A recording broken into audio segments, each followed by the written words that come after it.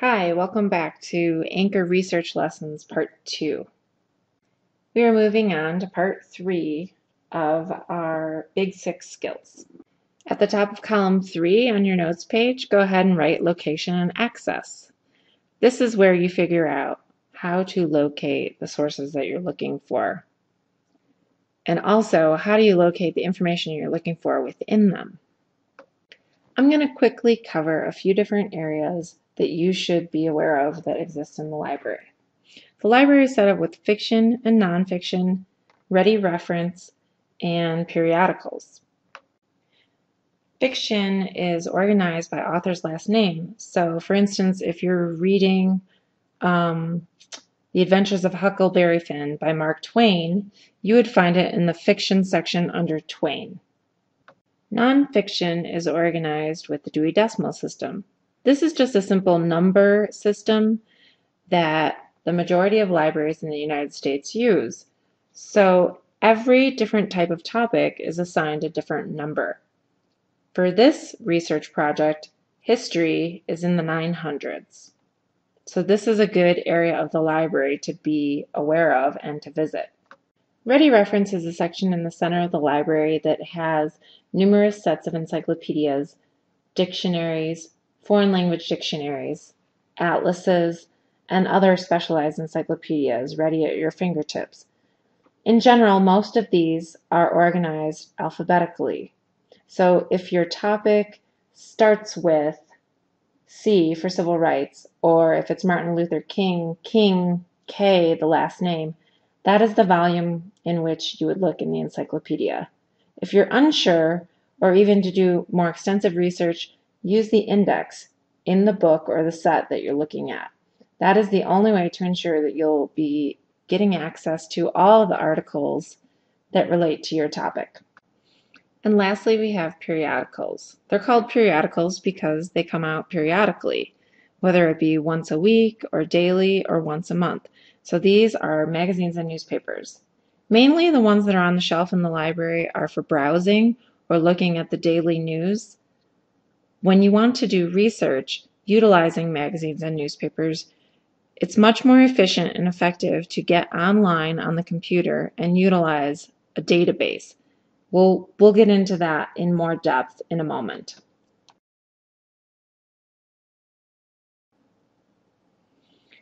So to find print resources and video resources in the library, you need to make sure you log on to a computer on campus, and usually the Steamboat Springs School District website will be the first website to come up. You can then navigate to schools and then Steamboat Springs High School, and from there on the left-hand side select Media Center. This will bring you to the Media Center homepage. And for this tutorial, I am going to focus on using the Marmot catalog and using research databases right in the center of the web page. When I select a Marmot catalog, this is going to take me out to the catalog that searches our library system. This includes all the schools in Steamboat as well as Bud Warner Public Library in town. And then even further, if you go out and select Prospector Catalog, this will search all the libraries in the state of Colorado. For our initial search, I'm just going to keep it limited to our school. And I'm going to see what we have in our library on the civil rights movement. And go ahead, do a keyword search and select Find. You'll see what comes up is sorted up at the top here by the type of media that it is, whether it be books, downloadable files, these could be videos or audio files. This type of video here is generally VHS or DVD, and then audio files, so these would be audio CDs related to our search. So if I want to see what types of books we have, I'm just going to select the book icon and filter my search in that way. Now, because this is a historical topic, I want to select and make sure that my search terms are relevant. Okay, it's not as important to have the most current information about civil rights because this topic happened decades ago, even though it still has its influences today.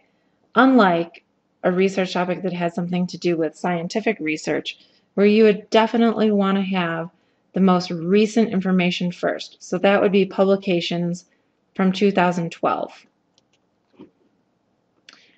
So now you see on our main page here, we have 27 different titles that relate to civil rights. And on this right-hand box here, it shows us where those items are located in the library. They are located at this call number on the shelf, 323.1 WEX. And the WEX is the first 3 letters of the author's last name. Quickly skimming my screen, I'll notice that most of the records for civil rights are at the call number 323. I've got a biography here. This is a fiction title, so that one isn't relevant for what I'm doing. But most of the nonfiction, here's another one, 973.04. This is African Americans, Voices of Triumph. So this would be historical information on the civil rights, and 323 is the call number for social issues. So that is why they're in the 300s. Those are going to be the 2 main areas in the library where there's going to be information related to this search. This is also true if I were to go into the public library down the street. So once I know that call number, I could walk into any library, and as long as I know 323 or 973, civil rights information will be on the shelf at those numbers. So make sure that you write those down as you go. So coming back up to our first one, this looked really helpful. If it's an eyewitness history, I'm going to take a guess that this is probably some primary source information. So looking at the record for this book, I get some more information about it. Here's the full title and author. It shows that it is available now, so that means it should be right on the shelf if I walk over to the 323.1 section. I can also see these are some of the subject headings that were used to identify this book. So maybe my search didn't quite generate the results I was looking for. Sometimes it's a good idea to take a look at these and see how the catalog is organized. And maybe I misspelled something, or maybe I can find some other keywords that could be useful too, like this, race relations. That might be really helpful to my searches. So instead of trying to do a new search, typing that in, I can just click race relations and generate some new results. But for now, I am going to check this book out. If I go over and I want some new results and I select race relations, let's see what happens. Okay, again, I'm just looking for print resources right now, so I'm going to filter my search further and select the book icon. And I'm going to take a look. Now race relations is going to be broader than just the African American white civil rights race relations in the United States, so keep that in mind. But there may be things that I find that I didn't get if I did the civil rights search only. So here we go. Here's some searches that might be related to what I'm looking at. Maybe I need some information along with what I had before on the Ku Klux Klan. Let's see what else. Is racism a serious problem? This could be helpful. So here's another title, again in the 300s. The Montgomery bus boycott. This is also directly relevant to the civil rights era, again at 323.1. So these would be some additional titles that I would definitely be sure to look at. And when I get to those books, just because the title is different from maybe what I was suspecting or my exact topic I was assigned, I'm not sure just by looking at the cover if there's good information in there for my research question. So what I really need to do is open it up and spend a few minutes skimming the table of contents, looking at the different chapters, and also looking at the index. because that's going to give me a clue as to whether or not this resource is going to be helpful in answering any of my research questions. That was a quick review of how you utilize the Marmot catalog to find print resources in our library system. If you request something that isn't within the four walls of our school, it automatically gets delivered to our school daily, and I would be sure and check the library circulation desk in the afternoon for your requests. If you're doing a research project where you have a few weeks, say 2 to 3 weeks to complete it, I think it's okay to reserve things from outside of the Steamboat area. However, keep in mind, if you only have a limited amount of time, I would keep your searches limited to either Bud Warner or the Steamboat Springs schools. That's going to be the most efficient way to get your resources in time to complete your project.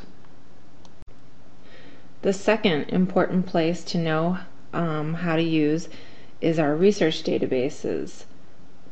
A database is basically a collection of data or information arranged for ease and speed of search and retrieval. So these are tools that we use to find magazine and newspaper articles, in addition to possibly interviews, audio files, and other things. But in general, you're going to use the databases to retrieve articles about your research topic. Once again, from the school homepage, I'm going to find myself at the Library Media Center homepage, and in the center there's a link for research databases, so go ahead and select that. You'll see you have a variety of choices. These are available on and off campus as long as you have the username and passwords. The first one listed is an online encyclopedia. This is again really helpful for general research and a good place to start. The second one, EBSCOhost, is a company that collects all types of journals, thousands of journals, and puts them into one large database that makes it very easy to search. So this is a great place to look for current events, scientific information, as well as historical information. And there are several others listed here. Another one that's really helpful for historical research is this ABC Clio history database. This is really useful. It's kind of like a very detailed, interactive history textbook that's online. So I'm going to review very quickly EBSCOhost and ABC Clio. Once I click into this, you'll see it prompts me for a username and password. These are in your student handbook as well as posted throughout the library. I'm going to go ahead and log in, and then I have a number of different places that I can go to from there. If I want the broadest search possible, I'm going to start with just the very top research database, EBSCOhost. This is going to search all journals that we subscribe to and have access to. So I'm going to select and hit continue. And I'm going to start off with my very broad search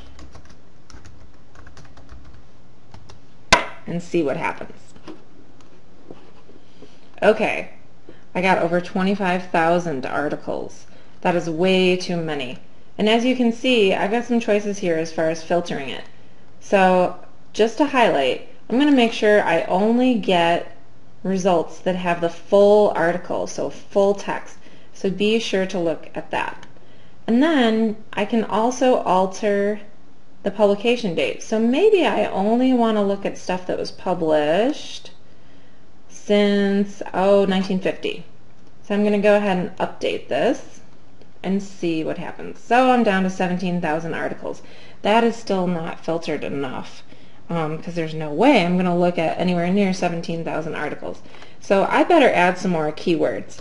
So I'm going to go back to adding a person, Martin Luther King, and again, try and use that word character or legacy or courage to see if I can refine my search further and get some articles that will help answer this question. Oh, fantastic. Okay, so adding just those few keywords, you'll see now I have 29 articles to look at. And again, I may not even look at 29 articles, but this has really helped me find some articles that relate to what I'm really looking for. So just to give you an overview, I'm going to skim the first page here.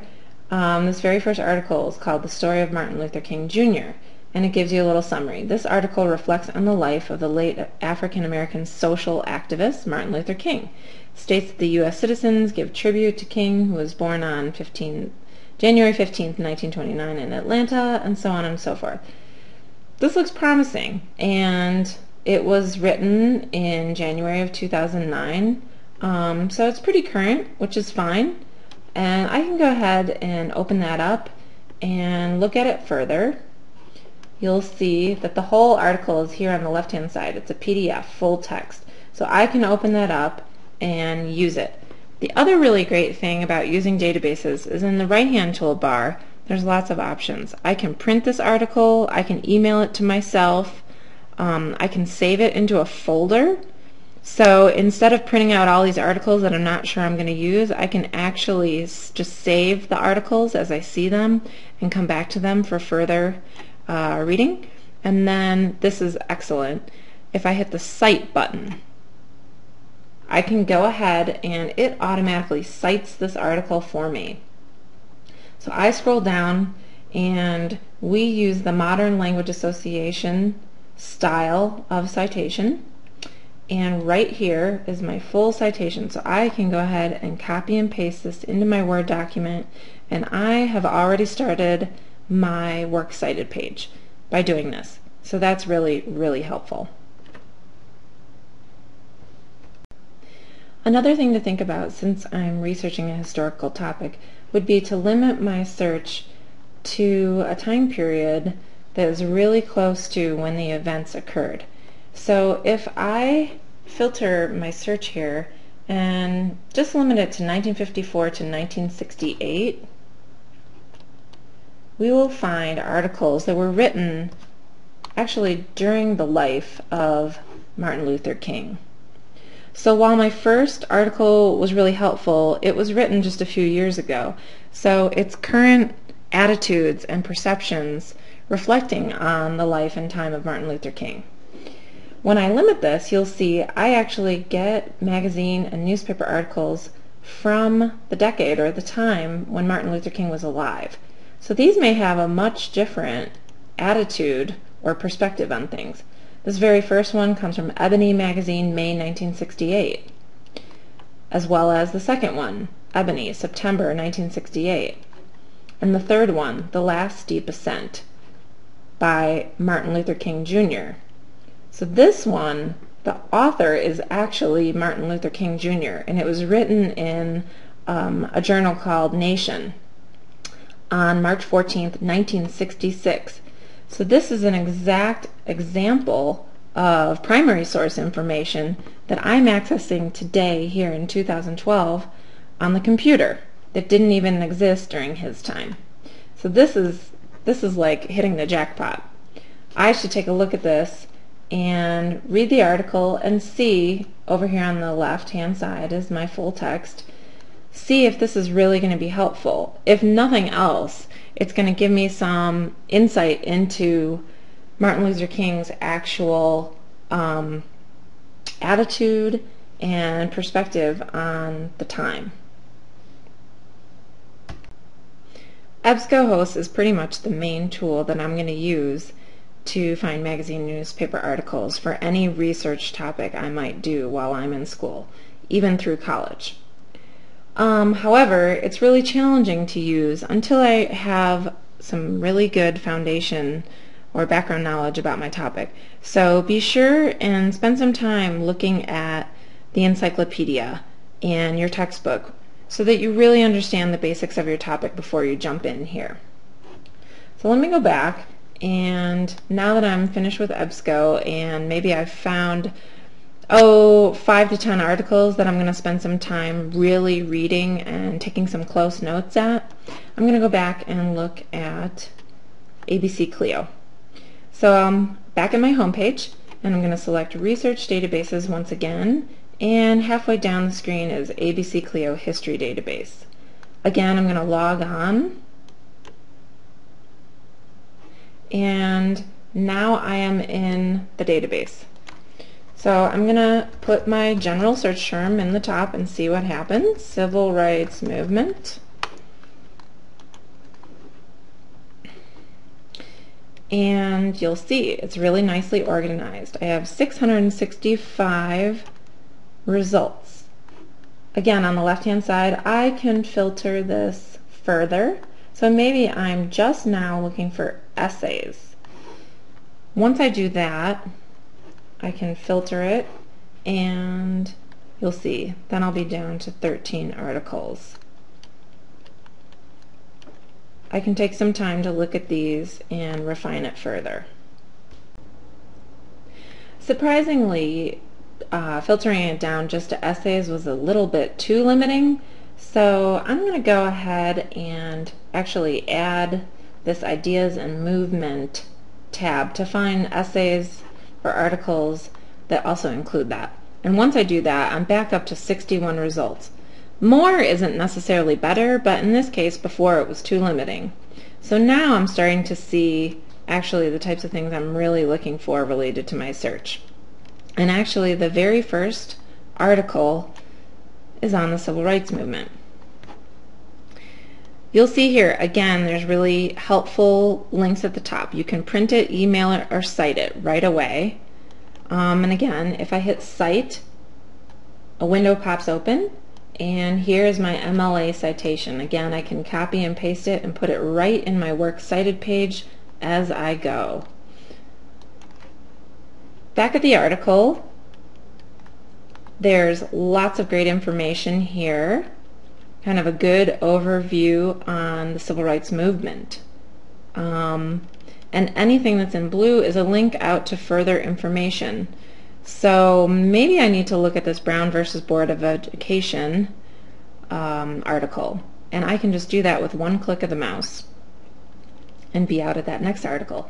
But remember, back to my essential question or research question, I need to find out about individual character or courage that brought about change, that left a legacy or still has influence today. So while I'm finding lots of good information, it's not necessarily going to help me make this argument or case.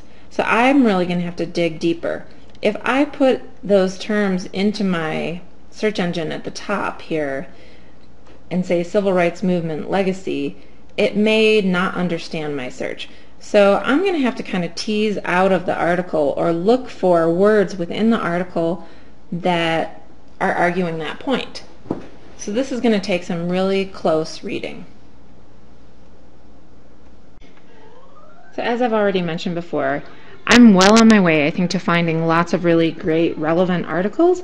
I just need to spend the majority of the rest of my time using this information, reading it closely or listening to it if it's an audio file, extracting the relevant information that's going to help me with this research, and then evaluating the source. Is this really what I need to answer my question? And if so, great, I'll use it in my project. And if not, I'll move on to the next source. And as I go along, I'm going to cite my sources. So that was step 4, use of the information. Step 5 is synthesis, which really means taking all that information from all those different sources, everything I've read, everything I've digested and learned about, and presenting that information in some format. And in most cases, it's going to be in the form of a written paper. It might be a PowerPoint or it might be a poster, but it's basically the same idea regardless of the type of project that I'm asked to complete.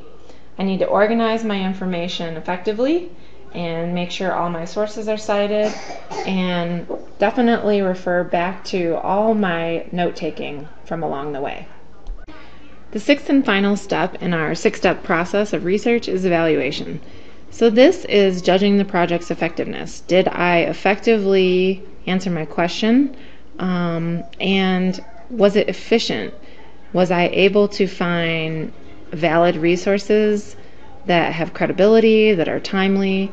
that relate to the subject directly, or did I just find a bunch of filler and skim over the topic?